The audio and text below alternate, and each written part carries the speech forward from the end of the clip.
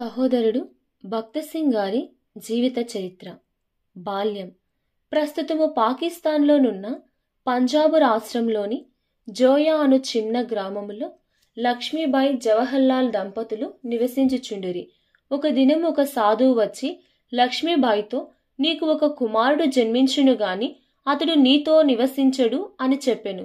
సాధువు చెప్పిన ఈ మాటలను లక్ష్మీబాయి మనస్సులో ఉంచుకొని తలపోయిచుండెను.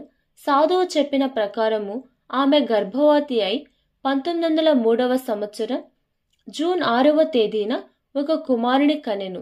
అతనికి బక్సింగ్ అని పేరు పెట్టి గురునాయకు ప్రతిష్ఠించిరి. ఆ బిడ్డ పుట్టగానే పండుగ వేడుకలు ఆనందోత్సవములతో జరుపుకొనిరి. ఈ బిడ్డ పుట్టిన వార్త ఆ గ్రామంలోని ప్రతి ఒక్కరికి, చుట్టుపక్కల గ్రామస్తులకు వ్యాపించెను. దేవాలయంలోను గురుద్వారములలోనూ ప్రత్యేకమైన పూజా కార్యక్రమములు చేసిరి. అయితే సాధువు చెప్పిన మాటలు జ్ఞాపకము చేసుకొని ఏదో ఒక దినమున బక్సింగ్ ఇంటిలో నుండి పారిపోయి సాధువుగా మారునేమో అని భయపడుచుండిరి. కనుక వారు ఎంతో జాగ్రత్తగా బిడ్డను పెంచుచు అతని నడకలను కనిపెట్టుచు అడిగినదంతయు ఇచ్చుచు అల్లారు ముద్దుగా పెంచిరి. వారు బిడ్డ కోరునది ఇవ్వకపోయిన ఎడల అలిగి ఇంటి నుండి పారిపోనేమో అని అడిగినదంతయు ఇచ్చెడివారు. బక్సింగకు 5 సహోదరులు, 3 సహోదరీమణులుండిరి. అయినను తల్లి బక్సింగ్ను అందరికంటే ఎక్కువగా ప్రేమించెను. బక్సింగ్ 12 సంవత్సరముల వయసులో తల్లిదండ్రులు తమ ప్రేమను వెల్లడిపరచుటకై కుమారుని జన్మదినోత్సవమును బహుఘనముగా ఆర్భాటముగా గ్రామస్తులందరినీ ఆహ్వానించి జరిపిరి. ఈ జన్మదినోత్సవమును గురించి గ్రామస్తులు అనేక దినములు చెప్పుకొనిరి. చుట్టుప్రక్కల గ్రామములో కూడా ఈ విషయము కారు చిచ్చువలే వ్యాపించినది. జవహర్మల్ కుటుంబమునకు ఉన్న ఘనఘనతలు బట్టి దోపిడి దొంగల దృష్టి వీరి మీద పడినది. 1919వ సంవత్సరంలో బందిపోటు దొంగలు జవహర్మల్ కుటుంబంపై దాడి చేసి జవహర్మల్ను గొడ్డలితో చంపుటకు ప్రయత్నించిరి.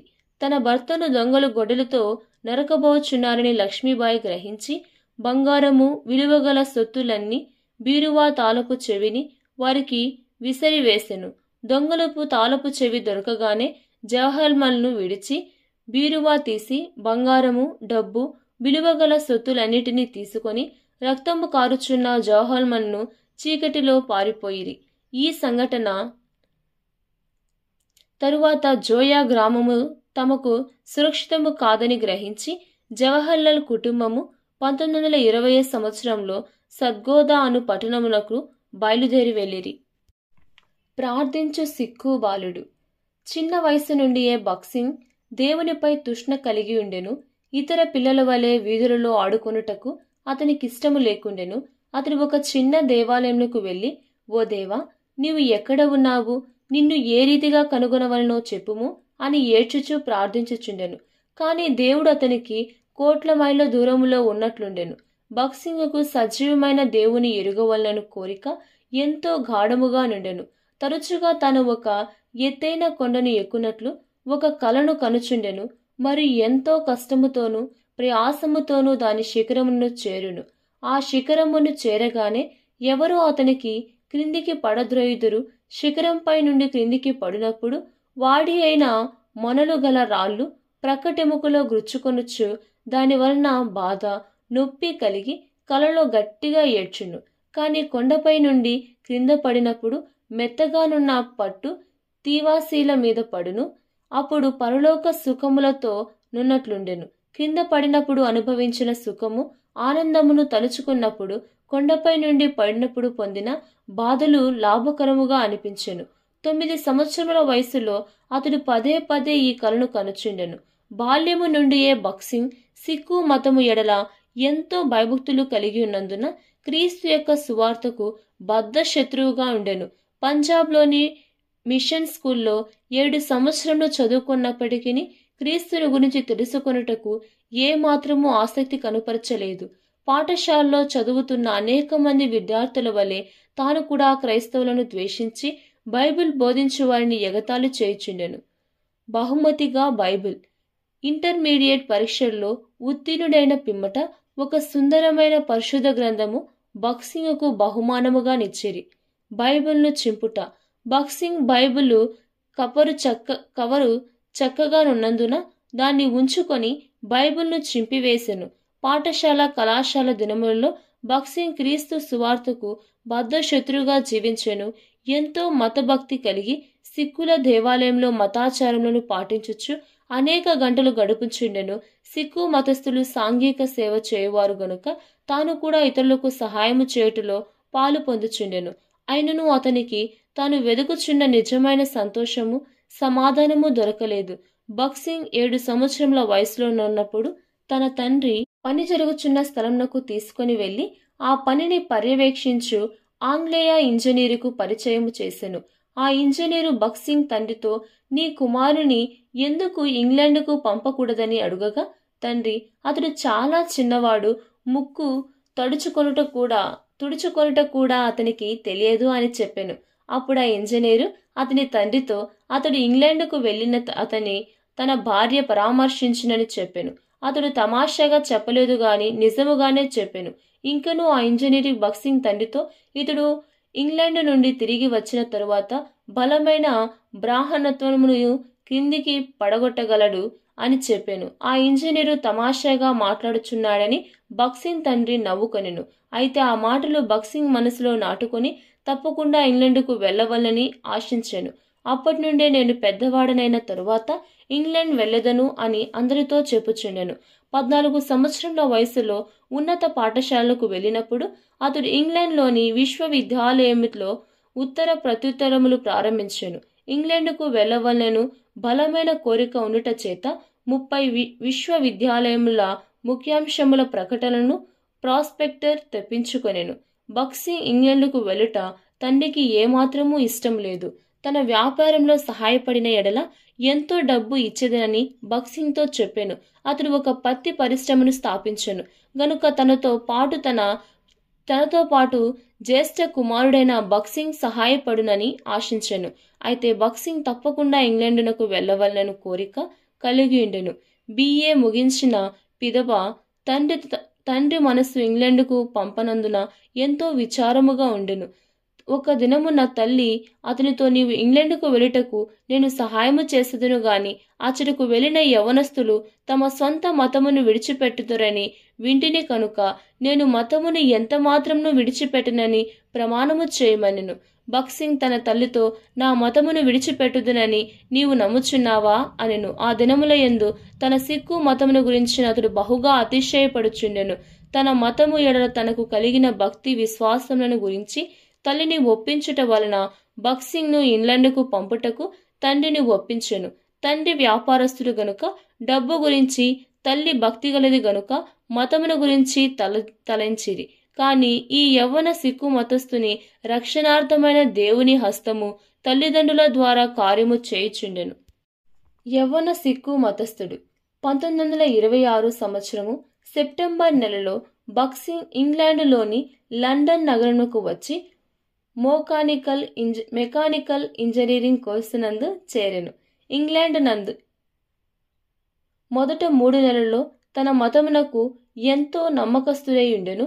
సిక్కుల ఆచారం అనుసరించి శరీరమందలి వెంట్రుకలను కత్తిరించుకొనకూడదని తన పొడవైన తల వెంట్రుకలను గడ్డమును కత్తిరించుకొనలేదు. కొంతకాలమైన పిమ్మట పొడవైన తల వెంట్రుకలు గడ్డము కలిగియుండుటపై నమ్మకమును కోల్పోయి వెంట్రుకలను కత్తిరించుకొని గడ్డము క్షౌరము చేసుకొనెను. తరువాత నాస్తికునిగాను సోషలిస్టుగాను మారి స్వేచ్ఛాజీవిగా ఆలోచించుట మొదలెడెను. సిక్కు మతస్థుడుగా ఎన్నడూ సిగరెట్టు తాగకపోయినను ఇప్పుడు త్రాగనారంభించెను. చాలా ఖరీదైన సిగరెట్లు కొని దాని కొరకై బంగారు సిగరెట్టు పెట్టెను కొనెను.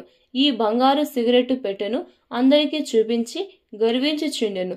దీని తరువాత మద్యపానమును నేర్చుకొనెను. ఎంతో వెలగల వస్త్రములు ధరించుచుండెను.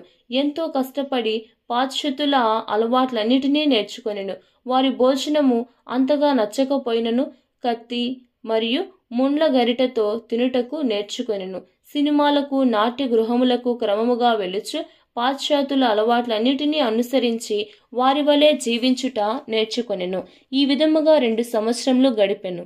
ఓడ 1928 సంవత్సరము ఆగస్టు 8వ తేదీన బక్సింగ్ వేసవి కాలపు సెలవు దినమును గడుపుటకు ఎస్మస్ మాంట్క్లామ్ అనే ఓడ ద్వారా కెనడాకు వెళ్ళెను. అతడు తాను ఏ విధములోనూ పాశ్చాత్య దేశస్థుల కంటే తక్కువ కాదని రుజువు చేయుటకు ఓడలో జరుగు ప్రతి కార్యంలోనూ పాలు పొందవలని తీర్మానించుకొనెను.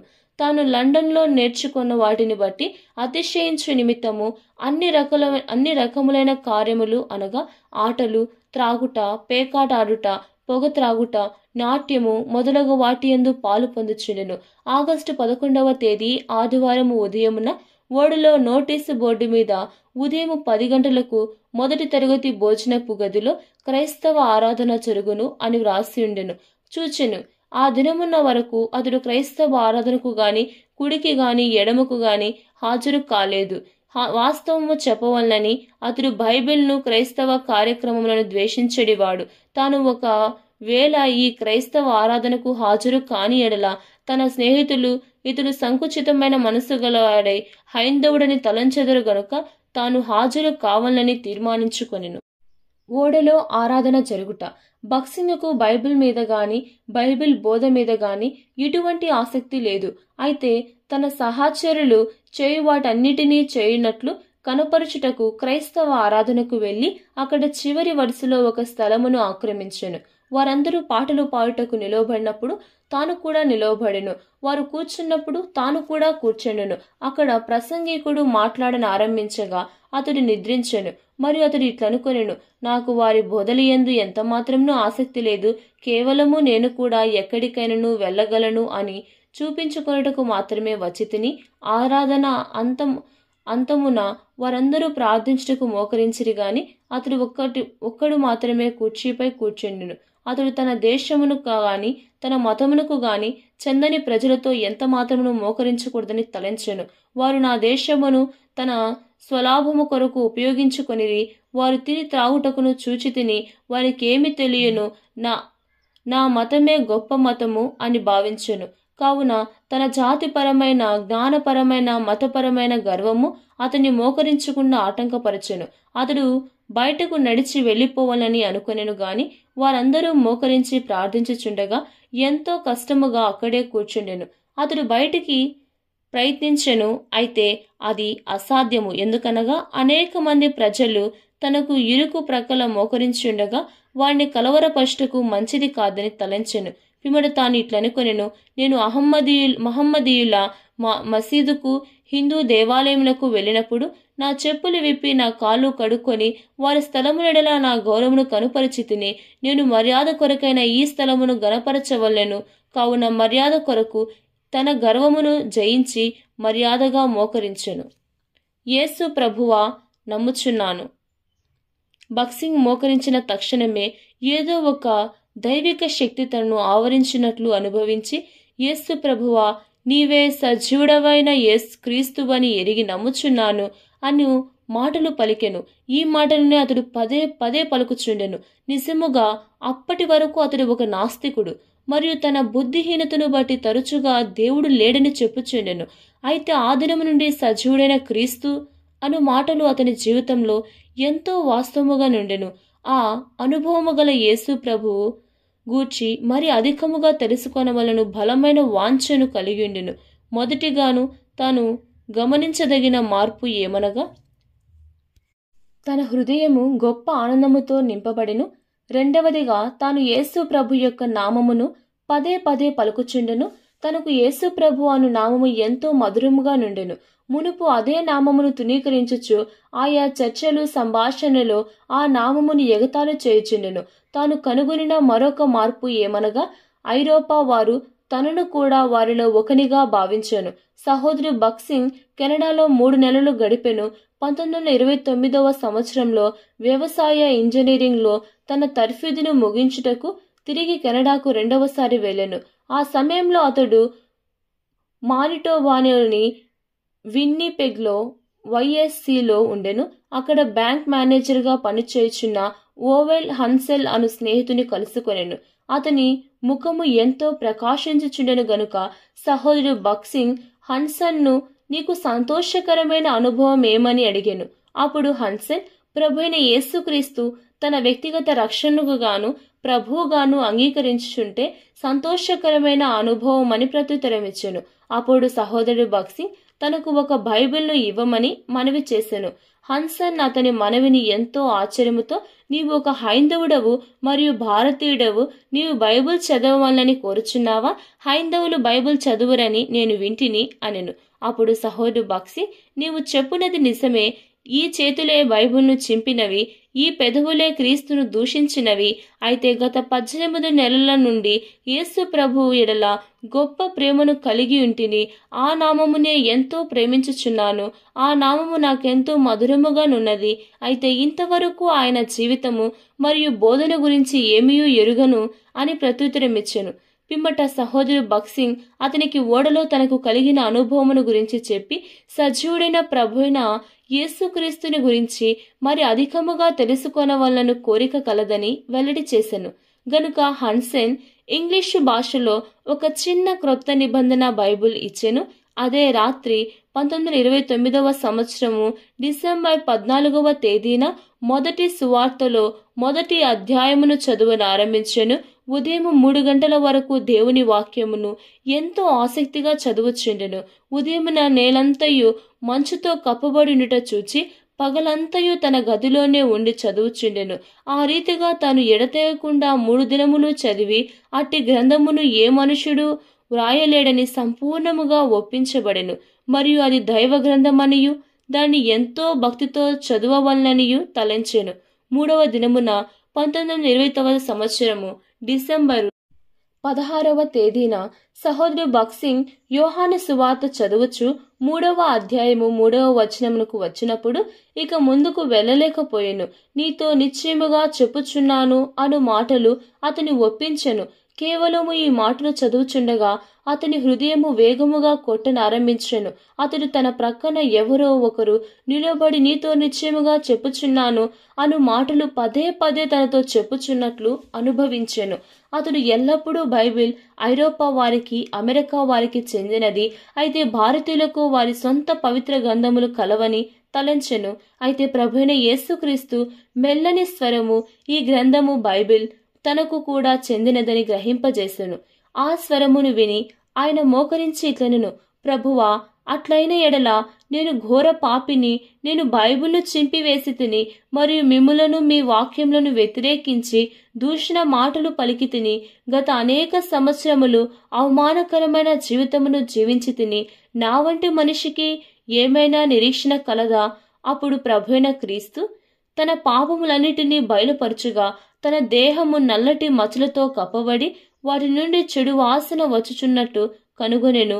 అప్పుడు ఒక స్వరము, భక్సింగ్, నీకు వచ్చుచున్న చెడు వాసన మరియు నీవు చూచుచున్న నల్లటి మచ్చలు నీ పాదముల వలనే అని చెప్పుచుండెను. కావున అతడు, ప్రభువా, అది నిజమే.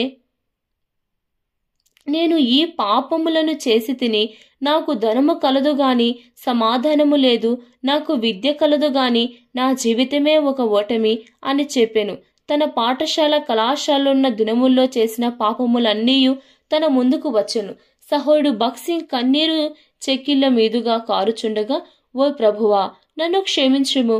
నిజముగా నేను ఘోర పాపినైన నాకు ఏ నిరీక్షణ లేదు అని చెప్పెను. అతడు ఏడ్చుచుండగా తిరిగి, ఇది నీ నిమిత్తమై విడవబడిన నా శరీరము, ఇది నీ పాపముల నిమిత్తమై చిందింపబడిన నా రక్తము, వెళ్ళుము, నీ పాపములు క్షమింపబడెను అను స్వరము వినబడెను. అందుకు ప్రత్యుత్తరముగా అతడు ఇట్లు చెప్పెను, ప్రభువా, ఈ మాటలు నా గ్రాహ్యమునకు మించినవి. అది ఎట్లు అని తెలియలేదు గాని యేసుక్రీస్తు రక్తమే తనను రక్షించినని విశ్వసించెను. అతడు ఈ సత్యమును వివరించలేకపోయాను గాని సంతోషము, సమాధానము తన హృదయంలోనికి వచ్చెను. తన పాపములన్నీ క్షమింపబడువని నిశ్చయత కలిగెను. మరియు ప్రభువైన యేసుక్రీస్తు తన హృదయంలో ఏలుచున్నాడని ఎరిగెను. 1929వ సంవత్సరము డిసెంబర్ 16వ తేదీ ఉదయం 11:30 సమస్త జ్ఞానమునకు మించిన దేవుని సమాధానముచే ఆయన హృదయము నింపబడెను. మరియు చెప్పనా శక్యమును మహిమాయుక్తమైన సంతోషము అతని అనుభవమాయను. అతడు ప్రభువును స్తుతించుచూ ఉండెను. యవన క్రైస్తవుడు. ఒకప్పుడు అజ్ఞానమును బట్టి తాను ద్వేషించిన ప్రభువైన యేసుక్రీస్తు తన జ్యేష్ఠ మిత్రుడాయను. తాను తృణీకరించి మరియు కాల్చివేసిన బైబిలు తనకు జ్యేష్ఠ గ్రంథమాయను. ఇప్పుడు ప్రభు తన మహిమ కొరకు అనేకులను నీతి మార్గమున నడిపించుటకు బక్సింగ్ను తాను ఏర్పరచుకున్న పాత్రగా సిద్ధపరచుచున్నాడు. నీవు ఈ పాప క్షమాపణ అనుభవమును పొందితివా? ప్రభువైన యేసుక్రీస్తు నీ నిమిత్తము మరణించెను.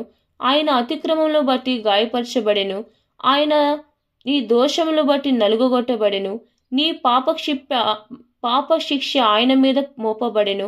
ఆయన నీ పాపముల నిమిత్తము మరణించెను. ఆయన 3వ దినమున తిరిగి లేచెను. ఈ దినమున ఆయన నీతో మాట్లాడుచున్నాడు. ఒకడు క్రొత్తగా జన్మించితే గాని అతడు దేవుని రాజ్యమును చూడలేడని నీతో నిశ్చయముగా చెప్పుచున్నాను. నీ ఉన్నపాటున ఆయన వద్దకు వచ్చి నీ పాపముల విషయమై పశ్చాత్తాపపడి నీ పాపములను తన రక్తముతో కడుగుమని యేసు ప్రభువును వేడుకొనుము. అప్పుడు సహోడు బక్సింగ్ ఆ జ్ఞాపకార్థ దినమున 1929వ సంవత్సరము డిసెంబర్ 16వ తేదీన పొందినట్లు నీవు కూడా ఆ అద్భుతమైన సమాధానమును సంతోషమును పొందగలవు. 1932 ఫిబ్రవరి నెలలో ఒక ఆదివారము ఉదయమున సహోడు బక్సింగ్ బైబిలు చదువుచుండెను.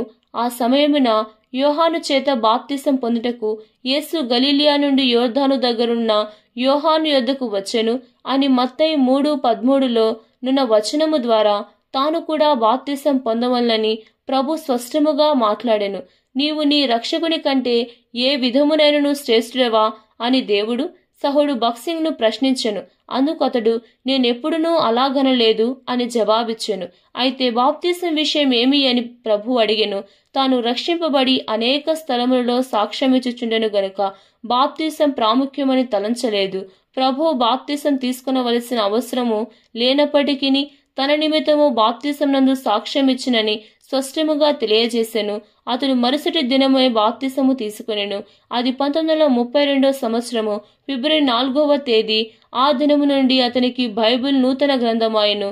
అప్పటి నుండి ప్రార్థన యందు సాక్ష్యమిచ్చుట యందు స్వతంత్రతను అనుభవించెను. సమస్తము అతనికి క్రొత్తవాయెను. సహోడు బక్సింగ్ తండ్రి తనకు అవసరమైన ఖర్చు అంతటి కొరకు డబ్బు సక్రమముగా పంపుచుండెను. అతడు రక్షింపబడిన తరువాత తండ్రి పంజాబు హైకోర్టులో పెద్ద కేసు కలిగి ఉండిన కారణమున బక్సింగ్ డబ్బులు పంపించలేకపోయెను. బక్సింగ్ పరదేశి. అతనికి స్నేహితులు లేరు గనుక ఏ మానవుని యొద్దకు సహాయము కొరకు వెళ్లకూడదని తీర్మానించుకొనెను. అతడు ఉదయమునే లేచి ఉద్యోగ నిమిత్తము అనేక దుకాణములలో, కర్మాగారములలో, కంపెనీలలో అడుగుచుండెను. ఆ సంవత్సరము కఠినమైన కరువు సంవత్సరముగా నుండెను. హాన్సేన్ సహోడు బక్సింగ్ ను హేవర్డ్ అను దంపతులకు పరిచయము చేసెను. ప్రభువు వీరి ద్వారా సహోడు బక్సింగ్ ను పరామర్శించి అతని అవసరములను తీర్చెను. వారు అతని తమ కుమారుని వలె పరామర్శించిరి. వారి యొద్ద అతడు 3 సంవత్సరములను.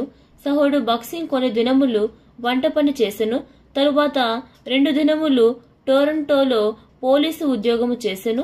వారు అతనికి జీతం ఇవ్వలేదు గాని టికెట్టుకు మాత్రమే డబ్బులిచ్చిరి.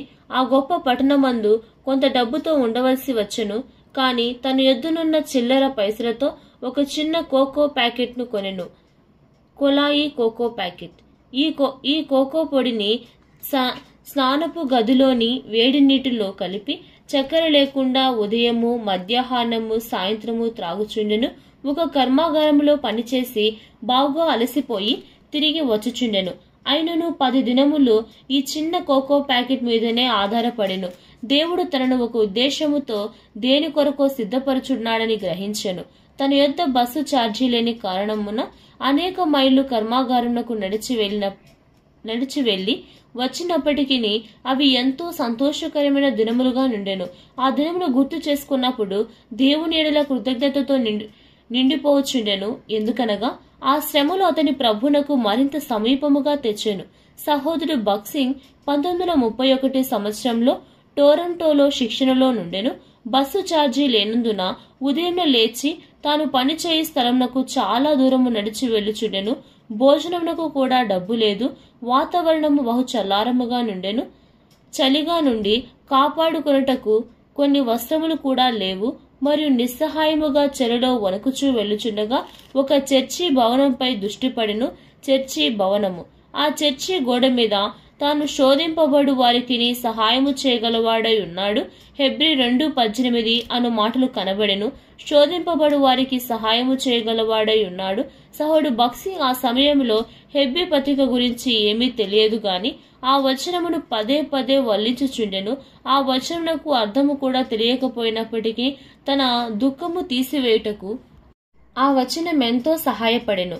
అతడు ఆనందముతో తన హృదయములో పాడుకొనుచు కర్మాగారమునకు వెళ్ళెను. దినమంతయు ఆ వచనమునే జ్ఞాపకము చేసుకొనుచు పనిచేసెను. కఠినమైన శ్రమల్లో సహితము ఈ మాటలు అతనికి ఎంతో ప్రోత్సాహమునిచ్చెను. సహోడు బక్సింగ్ చినిగిన బట్టలతో ఎన్నో మైళ్ళు నడవవలసి ఉండెను. తనకు ఒక జత బూట్లు ఇయ్యమని దేవుని ప్రార్థించెను.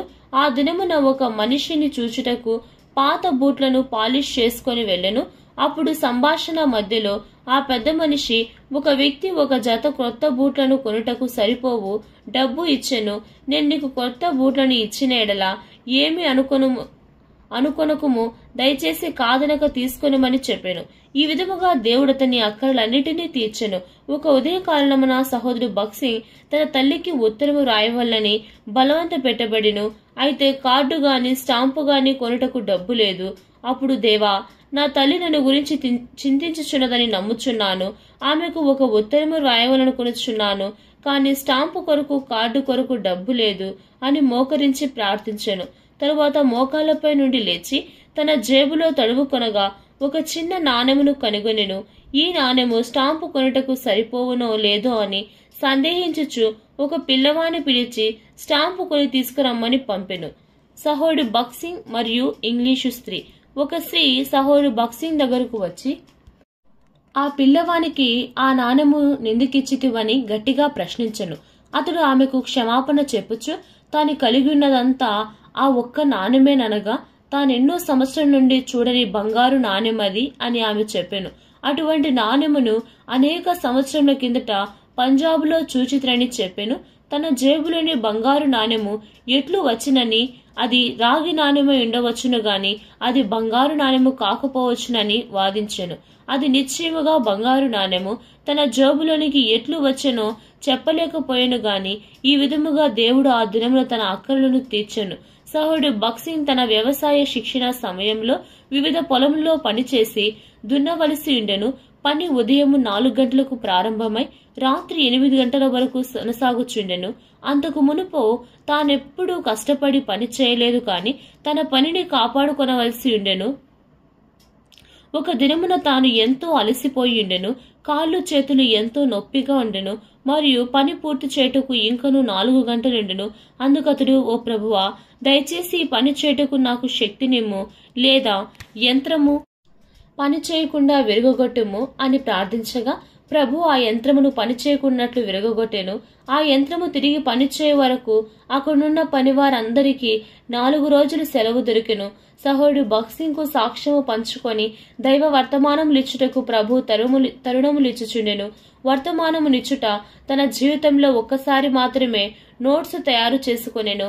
ఒకసారి అతడు ఒక ఉన్నత పాఠశాలలో మాట్లాడుటకు ఆహ్వానించబడగా ఆ విద్యార్థులు తన ప్రసంగము విని నవ్వెదరేమో అని జాగ్రత్తగా 12 పుటల నోట్స్ తయారు చేసుకుని వారికి మంచి వర్తమానం ఇవ్వగలను ధైర్యముతో వెళ్ళెను. 3 పుటల నోట్సును వరుసగా చదివెను. 3 పుటల పిమ్మట అకస్మాత్తుగా 9వ పుటకు వచ్చెను. అది ఎట్లు జరిగినో తనకు తెలియదు. భయముతో వణకుచు 4వ పుటను వెదికెను గాని కనిపించలేదు. కావున కాగితములన్నిటినీ జేబులో పెట్టుకొని సామాన్యమైన మాటలు చెప్పుటకు మొదలుపెట్టెను. ఆ దినం నుండి ఎప్పుడు నోట్స్ సిద్ధము చేసుకొనలేదు. అప్పటి నుండి వాక్య పరిచర్య నిమిత్తము, ప్రభువా, నన్ను ఖాళీ చేయము, నా తలంపులు నా ఆలోచనలు తీసివేసి నీ ఆలోచన నిమ్ము, నా పెదవులను నా నాలికను ముట్టుము అని ప్రార్థించెను. ఈ ప్రార్థనకు జవాబిచ్చుటలో దేవునెన్నడూ తప్పిపోలేదు. ఆ దినంలో సహోడు బక్సింగ్ పశ్చిమ దేశము నుండి వ్యవసాయ యాంత్రిక ఇంజనీరింగ్ లో శిక్షణ పొందిన మొట్టమొదటి భారతీయుడు.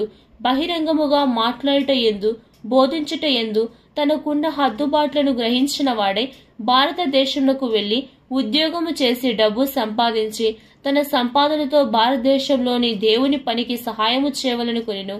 తాను వాంకోవర్లో ఉన్నప్పుడు చిన్న గుంపుగానున్న యవనస్తుల మధ్య మాట్లాడుటకు ఆహ్వానింపబడెను. ఆ గుంపులో ఒక యవనస్తుడు సహోదరుడు భక్సింగ్ తో దయచేసి భారతదేశంలోని క్రైస్తవ పని గురించి కొన్ని విషయములు చెప్పుము అని అడిగాను. అతడు ఆ అంశంపై మాట్లాడిను గాని మిషనరీలలోనున్న లోపములు, వారు చేయు పనిలోనున్న లోపముల గురించి విస్తారముగా వివరించెను. అతడు తన గదికి తిరిగి వచ్చినప్పుడు ఆ రాత్రి ప్రార్థించలేకపోయాను. ప్రభు అతనితో ఇట్లనెను, నా సేవకులలో తప్పులు వెదుకుటకు నీవెవరవు? నీ విషయమేమి? ఆ పనిని నీవు ఎందుకు చేయకూడదు? అందుకు ప్రత్యుత్తరమేగా సహోదరుడు భక్సింగ్, ప్రభువా, బహిరంగముగా మాట్లాడుటకు నాకు ఎటువంటి అర్హతలు లేవు. ఇందువలన నీ సేవకు నా జీతమును సమర్పించుటకు తడబడుచున్నాను. నా డబ్బంతటిని నీ సేవ కొరకు ఇచ్చేదను అని చెప్పెను. అయితే ప్రభు అతనితో, నీ డబ్బు నాకు అవసరం లేదు, నీవే నాకు కావలెను అని చెప్పెను. అప్పుడు సహోదరుడు భక్సింగ్ ప్రభుతో, నాకెన్నో హద్దుబాట్లున్నప్పటికీ నిన్ను సేవించుటకు నీవు నన్ను ఎక్కడకు పంపినను అక్కడకు వెళ్ళుటకు సిద్ధముగానున్నాను అనెను. ఆ ఉదయమున అతడు మోకాళ్ళుని క్షమాపణ అడిగి, ఓ ప్రభువా, నీవు నన్ను అంగీకరించదవా? నేను ఎక్కడికైనా భారతదేశముకు గాని, చైనాకు గాని, ఆఫ్రికాకు గాని వెళ్ళుటకు సిద్ధముగా ఉన్నాను. నీ కొరకు నా స్నేహితులను, బంధువులను, సమస్తములను విడిచిపెట్టెదను అని చెప్పెను. మోకాళ్లపై సహోదరుడు భక్సింగ్. ఇది జరిగిన తరువాత 1932వ సంవత్సరము ఏప్రిల్ 4వ తేదీ ఉదయం 2:30 సహోదరుడు భక్సింగ్ తన జీవితమును సంపూర్ణముగా ప్రభునకు అప్పగించుకొనెను. అట్లు తన్ను తాను ప్రభునకు సమర్పించుకున్న పిమ్మట ప్రభు యొక్క మెల్లని చిన్నని స్వరము, నేను 3 షరతుల మీద నిన్ను నా సేవకు అంగీకరించదను అని చెప్పెను. పంజాబ్లోని నీ తండ్రి ఆస్తిలో నీకు వచ్చు భాగమును వదులుకొనవలెను. వస్తు సంబంధమైన లేక ఆర్థిక అవసరముల కొరకు ఏ వ్యక్తికి ఉత్తరము ద్వారా గాని, ఎటువంటి సూచన ద్వారా గాని చెప్పకూడదు. నాకు మాత్రమే చెప్పవలెను. నేను నిన్ను ఎచ్చటికి పంపెదనో అచ్చటికి వెళ్ళవలెను. ఏ స్థలములో చేరవద్దు. అందరినీ సమానముగా సేవించుము. నీ సొంత ప్రణాళికలను వేసుకొనకుము. దినదినము నేను నిన్ను నడిపించినట్లు నాకు అవకాశమిమ్ము. సహోదరుడు భక్సింగ్, ప్రభువా, నేను అంగీకరించుచున్నానని సమాధానమిచ్చెను. అంతటిలో ఆ విషయం స్థిరపడెను. 1933 సంవత్సరం ఫిబ్రవరి 6వ తేదీన సహోదరుడు భక్సింగ్ కెనడా వదిలి పెట్టి ముంబైకి బయలుదేరిను. Gateway of India. సహోదరుడు భక్సింగ్ కొన్ని నెలల క్రిందట తన తండ్రికి తన మారు మనసు గురించి వ్రాసెను. అదే సమయంలో బైబిల్ నుండి అనేక వచనములను వివరించెను. తన కుమారుడు నిజమైన ఒప్పుదలతోనే మారెనని తండ్రి ఒప్పింపబడెను కనుక తన మార్పును గురించి ఏ అభ్యంతరము లేదని కుమారునికి వ్రాసెను. సహోదరుడు భక్సింగ్ 1933 సంవత్సరం ఏప్రిల్ 6వ తేదీన ముంబైకి చేరుకొనెను. అతని తల్లిదండ్రులు ఆనంద బాష్పములతో అతన్ని ఆహ్వానించిరి. తన కుమారుని కలుసుకొని సంతోషముతో తండ్రి సహోదరుడా భక్సింగ్ ను ఒక ప్రక్కకు తీసుకువెళ్లి, ఏ మతమును వెంబడించవలనో నిర్ణయించుకొను. వయస్సు నీకున్నది. నీవు క్రైస్తవుడైనందుకు నాకు ఏమాత్రము అభ్యంతరము లేదు. కాని నీవు మాతో కలిసి సద్గోదాలోనున్నప్పుడు యేసు ప్రభునందున్న నీ విశ్వాసమును రహస్యముగా ఉంచవలెను. ఇదే నా కోరిక అని చెప్పెను. యేసు ప్రభు నాకు జీవము. ఆయనను తునీకరించి ఎంత మాత్రమూ జీవించలేను. ఎవరైనా తమ కుక్క మూసుకొని జీవించగలరా? ఎవరైనాను తమ ముక్కు మూసుకొని జీవించగలరా? యేసు ప్రభు నా ఊపిరి. నేను నా జీవితమంతా ఆయన సేవకు ఇచ్చి తిని అని చెప్పెను. దీనిని విని ఎంతో విభ్రాంతి నొంది తన కుమారుడు క్రీస్తును వెంబడించుట మాత్రమే కాక సంపూర్ణ బోధకుడుగా మారనని ఇంకనూ కలవరపడి, నీవు కొద్ది కాలమైనను ఉద్యోగము చేసినా నీవు చేయు త్యాగము గొప్పదని ప్రజలు గ్రహించెదరు. నీవు ఇంటికి పెద్ద కుమారుడవు. మిగిలిన వారు నీకంటే చిన్నవారు. నిన్ను మంచి ఉద్యోగము చేసి నీ తమ్ములను చెల్లెలను చదివించుటకు సహాయపడము అని చెప్పెను. సహోదరుడు భక్సింగ్ తండ్రి కోర్టు కేసులో ఆస్తిని డబ్బును పోగొట్టుకునినను అది దేవుని దృష్టిలో లోకంలోనున్న సర్వము కంటే మిన్నయని చెప్పెను. దానికి మించి ప్రభువే తన తల్లిదండ్రులను పిల్లలను భద్రపరిచి వారి అక్కలన్నీ తీర్చగలడని చెప్పెను. ప్రభు కృపను బట్టి తన 5 తమ్ముళ్ళు 3 సహోదరులు చదువులు పూర్తి చేసుకుని మంచి ఉద్యోగులను సంపాదించుకొనింది. నిజముగా ప్రభువు సహోడు భక్సింగ్ విశ్వాసమును గణపరిచెను. ఒక తమ్ముడు Srichand Chhabra Delhi municipal committee president గా ఉండి భారతదేశంలో మెచ్చుకోదగిన సాంఘిక సేవ చేసి పద్మశ్రీ అను బిరుదును కూడా పొందెను. తండ్రి తన టచ్చర్ను తీసి కుమారుని పాదముల యొద్ద ఉంచుట ప్రభు పట్ల తనకు గల అంచెల ప్రగాఢమైన సమర్పణను బట్టి కొద్ది కాలము కూడా తన విశ్వాసం విషయం మౌనముగా నుండుటకు నిరాకరించినప్పుడు తండ్రి గుండె బద్దలయ్యను.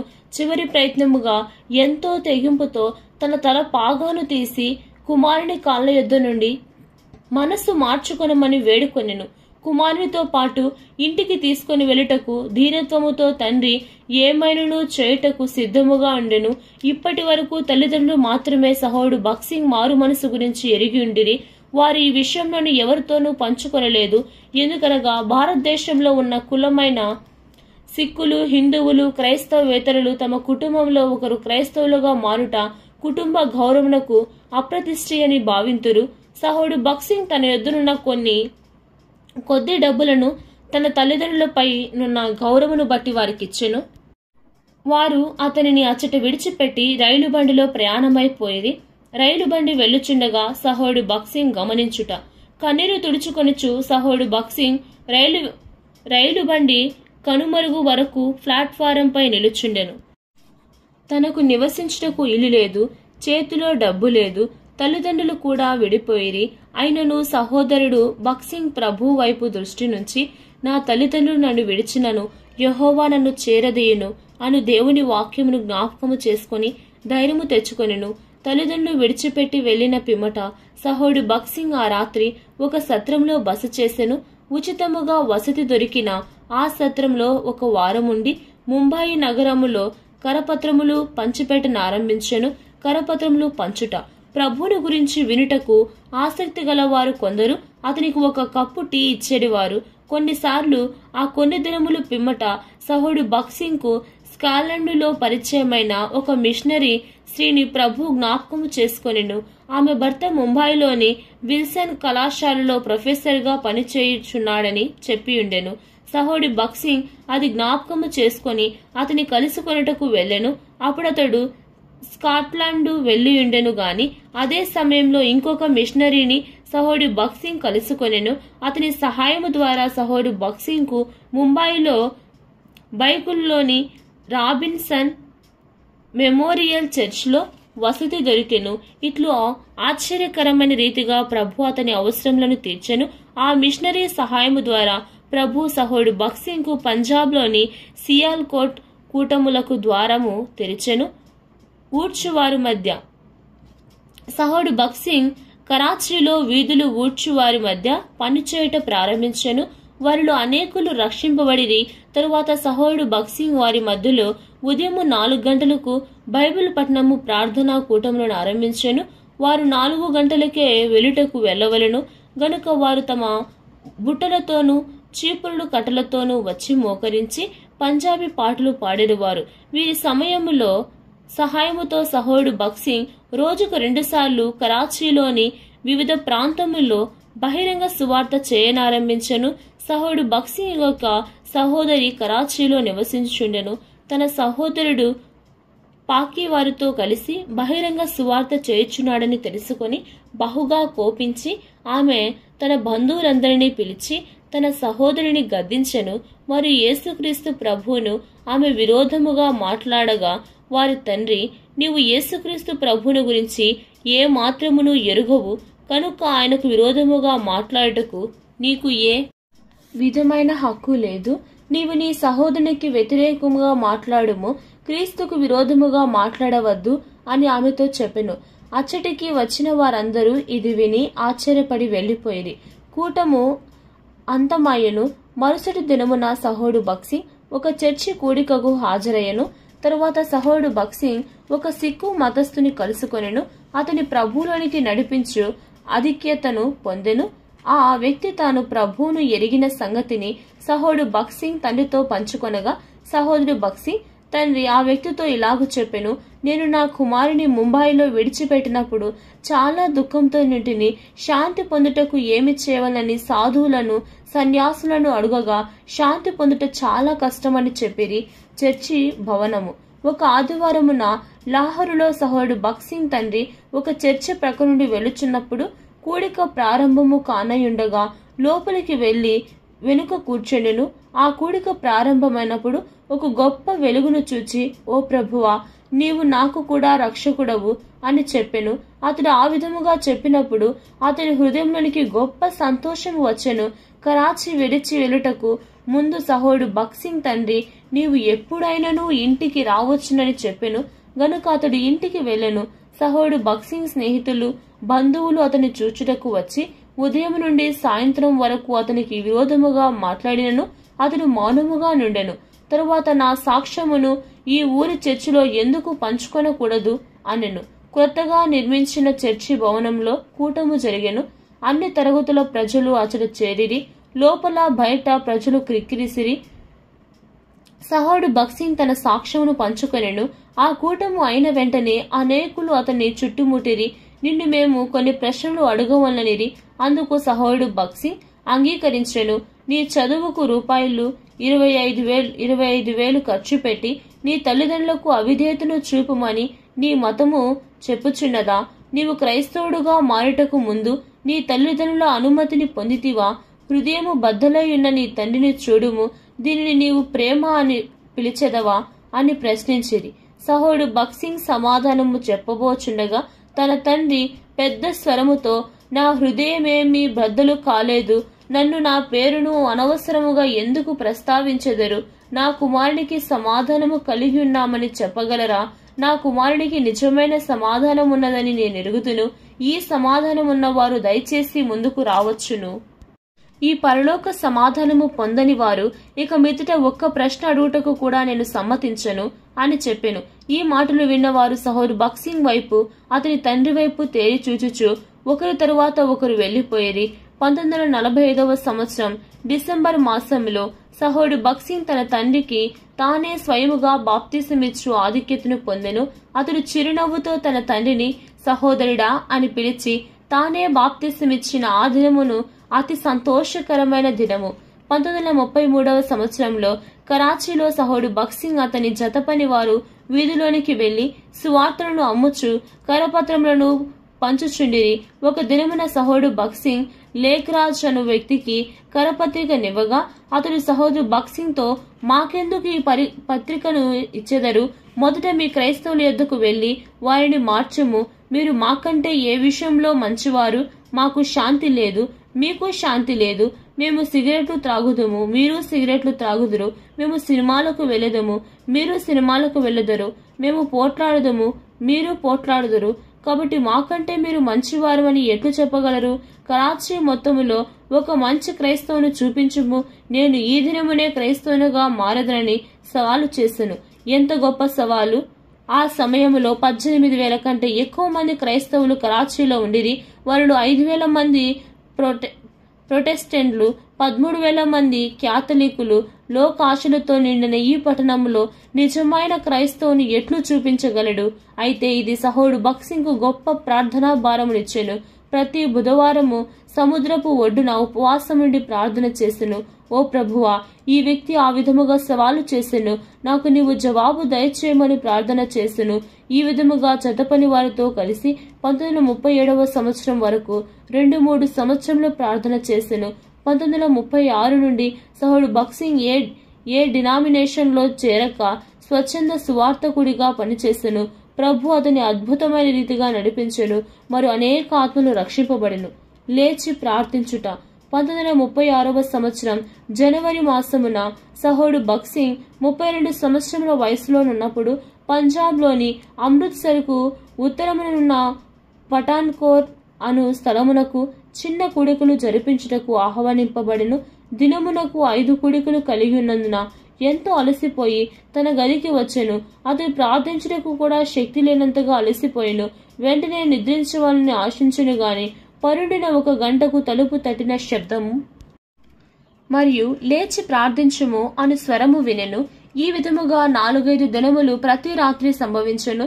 సహోడు భక్సింగ్ అక్కడకు వచ్చినప్పుడు స్థానిక పాస్టరు సోహన్ లాల్ జోసెఫ్ అని అతన్ని ఆహ్వానించెను. ఈ కూటములకు ఎంతో మంది హాజరవుచున్నందున అందరికీ అనుకూలముగా ఒక పాఠశాల ఆవరణలో కూటములు ఏర్పాటు చేసిరి. అనేకులు వర్తమానం వినుటకు ఏమాత్రము ఆసక్తి లేనివారుగా ఉండిరి. అంతేకాక కూటము జరుగుచుండగా కొందరు పొగతాగుచు, నవ్వుచు, వెక్కిరించుచు, మరికొందరు గుంపులు గుంపులుగా చేరి హేళన చేయుచు మాట్లాడుచుండిరి. వారిని క్రమపరిచి నిశ్శబ్దము గావించుట కష్టమాయను. ఆ పెద్ద గుంపుకు వాక్యం పట్ల శ్రద్ధ లేదు. సహోడు భక్సింగ్ కు ఏమి చేయవలనో తోచలేదు. ఇంతకు ముందెన్నడూ తన పరిచయలో ఇటువంటి వ్యతిరేకతలను, అపహాస్యములను చూడలేదు. జూన్ మాసము 8వ తేదీ నుండి 14వ తేదీ వరకు అతడు ఎంతో వేదనతో ప్రార్థించెను. అతడు ఒక రాత్రి కూడా నిద్రపోకుండా ఉపవాసం ఉండి ప్రార్థించెను. తానెవరితోనూ మాట్లాడలేదు. ప్రభువా, ఈ ప్రజలను కనికరించు మని మాత్రమే దేవుని ప్రార్థించెను. సహోడు భక్సింగ్ 14వ తేదీ రాత్రి బోధించుచు, ఇది నా చివరి కూటము, మరుసటి దినమున నేను వెళ్లిపోవచ్చున్నాను అని చెప్పి దయచేసి ప్రార్థనకు అందరూ నిలవబడవలనని మనవి చేశాను.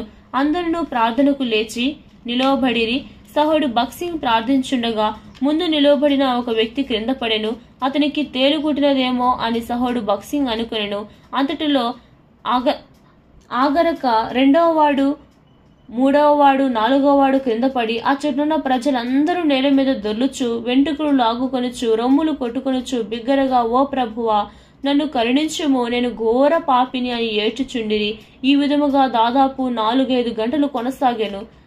జెహోవా షమ్మా పిమ్మట వందలాది ప్రజలు కూడుకొనుటకు అనుకూలముగా ఉన్నట్లు ప్రభు వారికి ఒక పెద్ద ఆవరణం నిచ్చెను. దానికి జెహోవా షమ్మా అని పేరు పెట్టిరి. వారు 1941వ సంవత్సరం జూలై 12వ తేదీన అందులో ప్రవేశించిరి. అది అద్దెకు తీసుకునే స్థలము. నెలకు ₹145 అద్దె చెల్లించుచుండిరి. అప్పట్లో అతి పెద్ద మొత్తము. సహోడు భక్సింగ్ ఎన్నడూనూ డబ్బు కొరకు ఏ ప్రకటన చేయలేదు, సూచన ఇవ్వలేదు. ఆదివారమును కూడా రక్షణ లేని వారు కానుక తీసుకుని రాకూడదని చెప్పిడివారు. కనుక అద్దె నిమిత్తము సహోడు భక్సింగ్ జతపని వారు కేవలము ప్రభు మీదనే ఆధారపడిరి. వారు హగ్గయి 2:8లో ప్రభు వారికి ఇచ్చిన వాగ్దానమును నమ్మిరి. ప్రభు వారి అక్కర్లన్నిటినీ ఆశ్చర్యరీతిగా తీర్చెను. ఒక పర్యాయము బిల్లులు చెల్లించుటకు డబ్బు అవసరమైనది. ఓడలో పనిచేయుచున్న ఒక సహోదరి చెన్నై నుండి సింగపూర్కు వెళ్లుచు మార్గంలో తుఫానులో చిక్కుకొనెను. ఆమెను ఆ తుఫాను నుండి తప్పించి సింగపూర్ నుండి చెన్నైకి క్షేమముగా చేర్చినట్లా తన ఆవరణంలో అమ్మి దేవుని పనికిచ్చేదాన్ని వాగ్దానము చేసెను. తరువాత సింగపూర్ నుండి చెన్నైకి ప్రయాణము చేయుచున్నప్పుడు ప్రభు ఆమెకు తాను చేసిన వాగ్దానం జ్ఞాపకం చేసి ఆ డబ్బును సహోడు భక్సింగ్ కు ఇవ్వమని చెప్పాను. అయితే ఆ సమయంలో సహోడు భక్సింగ్ ఎక్కడ ఉన్నాడో తెలియదు. ఆమె క్షేమముగా చెన్నై చేరిన తరువాత సహోడు భక్సింగ్ ఉన్న స్థలమును కనుగొని డబ్బు ఉన్న ఒక కవరు ఇచ్చెను. మరియు ఆమె వెళ్ళక మునుపు ప్రార్థన చేయించుకొని పోయెను. ఆమె వెళ్లిన తరువాత ఆ కవరు విప్పి చూడగా అందులో ₹1500 ఉండెను. ఆ దినములో అది చాలా పెద్ద మొత్తము. మరొక సందర్భమునందు ప్రత్యేక కూడికల నిమిత్తము ఒక హాలు అద్దెకు తీసుకుంటకై ₹335 అవసరమై ఉండెను. వారు ఎవరికి ఏ సూచన ఇవ్వక ప్రార్థన చేయుచుండిరి. 3 దినముల తరువాత సహోడు భక్సింగ్ ₹335 మనియార్డరు దానితో పాటు ఒక ఉత్తరం వచ్చెను. ఆ ఉత్తరంలో నా చిన్న కుమార్తె 2 వారములు తీవ్రమైన జబ్బుతో స్పృహ లేక ఉండెను. ఆమెకు స్పృహ వచ్చి కళ్ళు తెరిచిన వెంటనే, నాన్న, సహోడు భక్సింగ్ కు కొంత డబ్బును పంపుము అనెను. అందుకు నేను, అమ్మా, మన యొద్ద డబ్బు లేదనగా అని చెప్పి తిని, డబ్బామె తన మెడలోని బంగారు గొలుసు తీసి దీనిని అమ్మి వచ్చిన డబ్బును సహోడు భక్సింగ్ పంపుము అని చెప్పగా, నేను ఆ బంగారు గొలుసును అమ్మి మీకు డబ్బు పంపుచున్నాను అని వ్రాసెను. ఇట్లు అద్భుతమైన విధానములో ప్రభు వారి ప్రతి అక్కర తీర్చుచుండెను. జెహోవా షమ్మాలోని పెద్దలు మరియు దైవ సేవకులు ప్రభు సహోడు భక్సింగ్ కు నమ్మకస్తులైన జతపని వారిని ఇచ్చెను. మరియు సమర్పణతో కూడే పెద్దలను ప్రభు కొరకు పెద్దలుగా ప్రత్యేకపరిచిరి. జతపని వారైన సహోదరులు ఫ్లాక్ డానియల్ స్మిత్ తో ప్రభు కృపలో విదేశీ మిషనరీలను కూడా అతనికి జతపని వారిగా ఇచ్చెను. వారిలో సహోదరు ఫ్లాక్ మరియు సహోదరు డానియల్ స్మిత్ ఉండిరి. సహోదరు గోల్స్వర్ది, సహోదరుడు సిఆర్ గోల్స్వర్ది మరి ఒక నమ్మకమైన జతపనివాడు. ఈ సహోదరులందరూ వారి భార్యలతో కలిసి భారతదేశంలో అనేక సంఘములలో నమ్మకముగా ప్రయాసపడిరి. ఈ సంఘములు క్రొత్త నిబంధన సంఘములు నమూనాతో నుండెను. వాటిలో సభ్యత్వము గాని సభ్యత్వపు రుసుము గాని లేదు. తిరిగి జన్మించిన వారందరూ సహవాసములకు ఆహ్వానించబడి ఆదివారము ఆరాధనా కూటములో సహోదరి సహోదరులు వ్యక్తిగతముగా క్రమముగా అందరికీ వినబడినట్లు ఆరాధించిరి. 1 కొరింథీ 14:16 ప్రతి ఆదివారము ప్రభువు బలను కలిగిండిరి. అపొస్తల కార్యములు 20వ అధ్యాయం 7వ వచనం పరిశుద్ధులు రక్షింపబడిన వారు మాత్రమే దశమ భాగం అర్పించు ఆధిక్యత కలిగిండిరి. ప్రభు చేత సంపూర్ణ సేవకు పిలువబడిన వారు వారి ఉద్యోగములకు రాజీనామా ఇచ్చి సంపూర్ణ సేవకు వచ్చుచుండిరి. వారు తమ అక్కరల నిమిత్తము విశ్వాసులతో ప్రభువుపై ఆధారపడిరి. సమర్పణ కలిగిన దైవ సేవకులు, ఆత్మీయ ఎదుగుదల గల సహోదరులు వాక్య పరిచయలో సహాయపడిరి. అందరూ సహోదరులను పిలువబడిరి. వాక్యమునకు విరోధముగా రెవరెండు బిషప్ అను ఏ బిరుదులు లేవు. అపొస్తల కార్యములు 6వ అధ్యాయం 3వ వచనం, 19వ అధ్యాయం 17వ వచనం, 2 పేతురు 3వ అధ్యాయం 15వ వచనం, కీర్తనలు 101, 111, 9వ వచనం. కూటముల్లో అందరూ నేలపై కూర్చుండిరి. ఆరాధించినప్పుడు ప్రార్థించినప్పుడు మోకరించిరి. విశ్వాసులందరూ సువార్త ప్రకటించలో చురుకుగా పాలు పొందిరి. వివిధ ప్రాంతములో చెదరియున్న విశ్వాసులు సహవాసము కలిగినట్లు ప్రభువు సహోడు బక్సింగ్ కు పరిశుద్ధ సమాజ కూటములు కలిగినటకు నడిపించెను. మొదటి పరిశుద్ధ సమాజ కూటము 1942వ సంవత్సరం డిసెంబర్ 6 నుండి జనవరి 2 వరకు జరిగెను. 1000 మంది కంటే ఎక్కువ పాల్గొనిరి. ప్రేమ విందు పరిశుద్ధ సమాజ కూటములో ఆహార వసతులు ఉచితముగా ఇవ్వబడిను. వందలాది ప్రజలు రక్షింపబడుచుండిరి. విశ్వాసులు పురికొల్పబడిరి. ఇంత పెద్ద సమాజ కూటములో కూడా అవసరము తీర్చబడటకు సహోడు బక్సింగ్ ప్రభు మీదనే ఆధారపడెను. హెబ్రోను ప్రభు సహోడు బక్సింగ్ తో ఈ స్థలమును తీసుకొనుము, ఇది ప్రపంచమంతా జరుగు ప్రభు పని కొరకు అని చెప్పెను. అతడు సహోడు బక్సింగ్ ఒప్పుకొని ఆ స్థలమును హెబ్రోన్ అని పేరు పెట్టెను. సహపనివారు ప్రభు అతనికి భారతీయులను మరియు విదేశీయులను తనతో పనిచేయటకు నమ్మకమైన సహపనివారినిచ్చెను. జత పనివారు సహోడు అబ్బిస్ అతని భార్య కలిసి చిన్నపిల్లల మధ్య విరామ బైబిల్ పాఠశాలను ప్రారంభించిరి. ప్రతి సంవత్సరమున వేల కొలది పిల్లలు హాజరై అనేకులు రక్షింపబడి ప్రభువునందు బలమునందిరి. అట్లు రక్షింపబడిన వారిలో అనేకులు ఇప్పుడు సంపూర్ణ సేవలో ఉన్నారు. ఊరేగింపు VBS చివరి దినమున ఇరుగు పొరుగు ప్రాంతంలో సువార్త ప్రకటించుచు ఊరేగింపుగా వెల్లుదురు. హెబ్రోను పెద్దలు జత పనివారుగానున్న వారిలో అనేకులు హెబ్రోను సంఘమునకు పెద్దలుగా అభిషేకింపబడిరి. సహోదరులు MN Yesuratnam, CI Dasan, KN Augustine మరియు డాక్టర్ VS పాల్ వీరి సహకారము ద్వారా హెబ్రోను సంఘము వర్ధిల్లెను. సహోడు బక్సింగ్ కు హెబ్రోను అంతర్జాతీయముగా ముఖ్య స్థానమయ్యెను.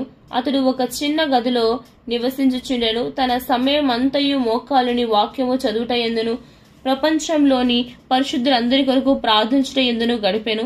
పరిశుద్ధ సమాజ కూటములు హెబ్రోను ప్రతి సంవత్సరము జరగబడిన పరిశుద్ధ సమాజ కూటములకు భారతదేశం అంతటి నుండి వేల కొద్ది విశ్వాసులు వచ్చుచుండిరి. సహోడు బక్సింగ్ అగ్ని వంటి వర్తమానములు అందించుచుండెను. అతడు ఇంగ్లీష్ బోధించుచుండగా తెలుగు, హిందీ భాషల్లో తర్జుమా చేయబడిను. అనేక వందల వజ్రములు రక్షింపబడుచుండిరి.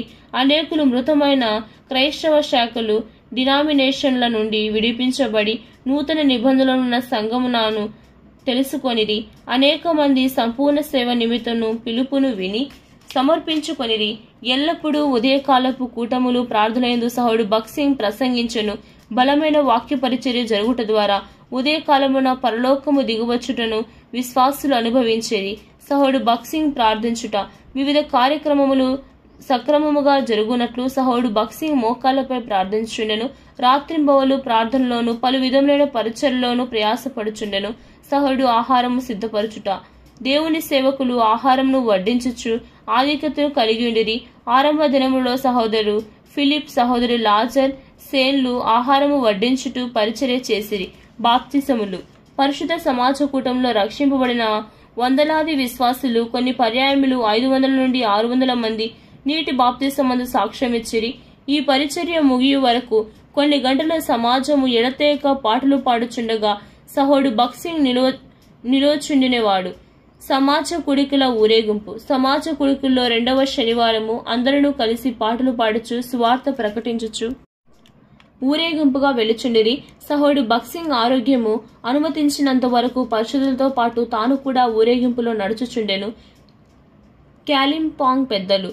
1974వ సంవత్సరం ఒక చిన్న గృహం నందు ప్రభు తన సాక్ష్యంను స్థిరపరచుటకు సహోదరుడు జోర్డన్ ఖాన్ ను వాడుకొనెను. అతడు సహోడు భక్సింగ్ దర్శింపగా ఆ పర్వత ప్రాంతములందు పరిచర్య అగ్ని జ్వాలల వల్లే ప్రజ్వలింప వ్యాపించెను. తమ నమ్మకత్వమును బట్టి ప్రార్థనా సహకారమును బట్టి పరిచర్యలో ప్రారంభములో ప్రయాసపడిన వారిని పెద్దలుగా అభిషేకించుటకు ప్రభు సహోడు భక్సింగ్ నడిపించెను. హైదరాబాద్ లోని హెబ్రోన్లో జరిగినట్లు అహ్మదాబాద్, చెన్నై, ఖరగ్పూర్, క్యాలింపాంగ్ లో పరిశుద్ధ సమాజ కుటుంబాలు జరపబడెను. భారతదేశం నుండి సహోడు భక్సింగ్ ప్రభువు ఐరోపా, ఆస్ట్రేలియా, ఆఫ్రికా, అమెరికా ఖండములో అనేక ప్రదేశములకు తీసుకుని వెళ్లెను. డాక్టర్ బిల్లీ గ్రహాంతో అమెరికా దేశమునకు వెళ్లినప్పుడు సహోడు భక్సింగ్ డాక్టర్ బిల్లీ గ్రహాంను కలుసుకొనెను. ప్రతి పరిచర్య నిమిత్తము సహోడు భక్సింగ్ దేవుని చిత్తమును కనుగొనెను. ప్రార్థించి దేవుని చిత్తమును నిశ్చయము చేసుకొనుట అంతవరకు అతను ఒక్క అడుగు కూడా వేయలేదు. ఈ కింది వచనంలో అతని స్వంత అనుభవములుగా నుండెను. యేసు వారిని చూచి, నన్ను పంపిన వారి నిమిత్తము నెరవేర్చుటయు ఆయన పని తుదము ముట్టించుటయు నాకు ఆహారమై ఉన్నది. యోహాను 4:34. నన్ను పంపిన వాని చిత్త ప్రకారము చేయగోరదును గాని నా ఇష్ట ప్రకారము చేయగోరెను. యోహాను 5:30. సహోడు భక్సింగ్ ప్రయాస ఫలితముగా అనేక దేశములో సజీవ సంఘములన్నీ వావున సహోడు భక్సింగ్ ఇండియాలోని స్థానిక సంఘములకు తండ్రి వంటి వాడని పేర్కొనబడెను. సహోడు భక్సింగ్ దాదాపు 60 సంవత్సరములు ప్రభువుకు నమ్మకముగా సేవించెను. 1985 నుండి ఆరోగ్యము క్షీణించెను మరియు చివరి 5 సంవత్సరములు పడక మీద నుండెను.